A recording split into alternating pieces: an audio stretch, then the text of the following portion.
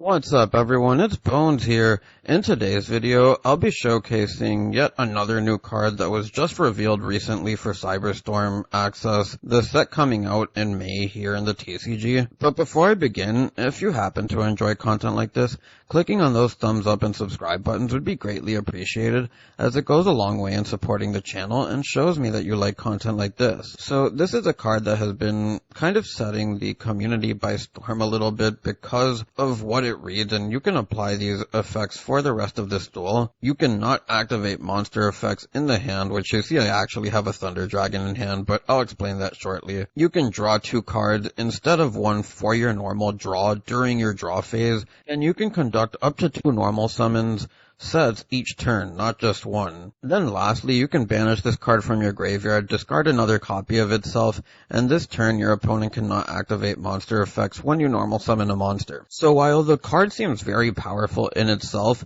I want to showcase a combo deck which I built around the restrictions based off this card, and I know that I'm playing the Thunder Dragon here, which may look like it contradicts that, but the point of the Thunder Dragons in this deck aren't to use their hand effects, and if you do happen to open something like Thunder Dragon Dark, then you can use its effect before you use the Morganite, since it is for the rest of this duel, which is kind of nice in itself. But to start here, we're going to start by using the Morganite. Then we can use its graveyard effect, which will banish itself, pitching the other copy of it. And now I want to talk about one of the downsides of this. Here we are left with a 3-card combo, and while we do get 2 summons, what you do with a 3-card combo isn't the same as 5, and it's going to take some time to get your advantage back via the draws that you get from Morganite. So I'm going to start by normal summoning the Seyfert. We can then use its effect, which will add us the Collapse. Special summon the Collapse here, as we're going to go into our Striker Dragon. Use the Collapse's Chainlink 1, the Striker's Chainlink 2, add the Boot Sector launch, add the Wyver off the Collapse. Then we can special summon the Wyver, go into our Romulus. Our Romulus will get us into our Dragon's Ravine, and now we're going to normal summon the Mind Tuner first, as we want to get a discard for Ravine here, and we're going to banish the Thunder Dragon Roar off the Mind Tuner, decreasing its level here as we also get the effect of Roar, which will get us our Dragon Dark, and this will give us a level 5 and a level 2 tuner, which we'll then use to go into our Shooting Riser Dragon. And then we can use the Riser Dragon's effect, Chainlink 2, the Dark, Chainlink 1. We'll send the Pero, which can really be anything you would like to send. I just put this here because it is a mini disruption and it's an earth monster that won't be hit by bestials. Though truthfully, there's going to be other parts in this combo where the bestials can just hit you hard also. But from here, we're going to get the add of the Dragonhawk, and we're only doing this for the Ravine, as we cannot use its effect thanks to the Morganite. And now we're going to send an Absol Router, as we'll use the Absol Router effect to get ourselves the Tracer, and then we can activate the Boot Sector, use its effect, which will special summon out the Tracer. The Tracer can then use its effect, popping the Sector launch, which will then special summon the Recharger from our deck, as we need a level 4 for the levels. And we'll then go into our Pisty, link away here into Triple Burst for the zones to allow Pisty to use its effect.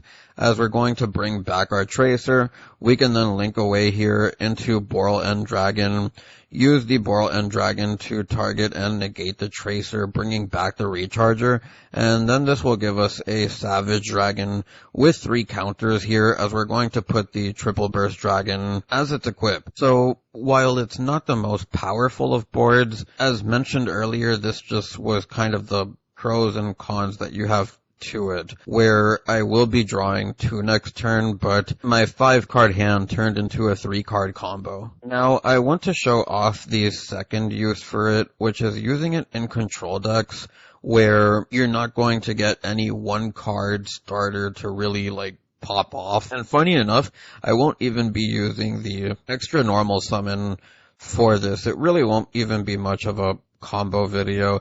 It's just something that I want to put here because decks like this and something like Flu which I didn't want to make another video on because I know people are tired of that deck, but it definitely does work for something like that.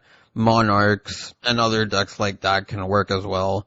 So we'll use the time rendering here. Normal summon the electric jellyfish. The jellyfish will then send the legendary ocean. We can then special summon our Kairyushin, which will then get its effect to add us the Sea Stealth too, and we're doing this to protect ourselves from targeting because we want to be able to protect our lock here. But the important thing here is that now you have 2 more cards in hand that you can set, and then from here on out you're drawing 2, and as you see, this isn't a 1-card starter combo deck as mentioned earlier. It's a control deck that will greatly benefit off the 2 draws and occasionally the extra normal summon. So I know it wasn't a lot to showcase, and I didn't want to get too into depth with the combos here because I do believe this is a card that will get better over time. But the point of showing this Chaos deck is how you can build around time rendering by just simply not using cards that activate from the hand. You don't need to use your Thunder Dragons from your hand, which is the explanation for the 2 Dragon Darks. You bring this out with Roar, search the copy of Dragonhawk, which you can pitch. The 1 copy of Dragon Dark that you open can also search another copy of it to get the final copy out of deck, but it's just not something that you want to focus your deck building on.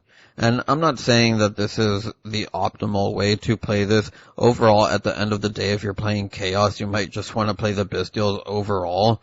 But with the incoming hits potentially to Magna Hut, this could become an option depending on future support, especially when you consider how you can get double summons with the Morganite and then have things like 3 Etelis and 3 quick launch to get you even more monsters. And as you can see, this deck is far from optimized. There are no going second cards. Your offense is your best defense. So in this video, I really won't go over the card by card as I just want to keep the focus on how good time rendering Morganite is and how one would go about building around some of the restrictions that you have. Also, so that you don't completely close your mind off of playing combo decks, which you don't necessarily need to, but it's something definitely to look forward to in the future, in my opinion, with a crazy card like this existing, even if its drawbacks can sometimes be pretty costly. You also do have to consider the space that you sacrifice by playing it, because while you are drawing 2, it does put you in a position where in a control deck like this,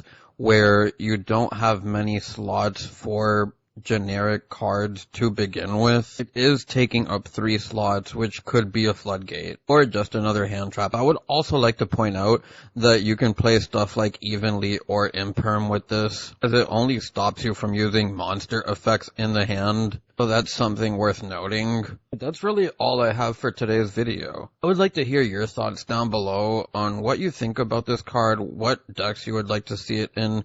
I will leave a link to Lithium's video down below, as he put a Trap Tricks video out with this card, which I thought was also interesting. I just made the video the way I did because I wanted to conceptualize some of the stuff that you can do with this card, even if they aren't some of the most common decks for them. Anyways, if you made it this far into the video, I thank you for watching and I hope you enjoyed.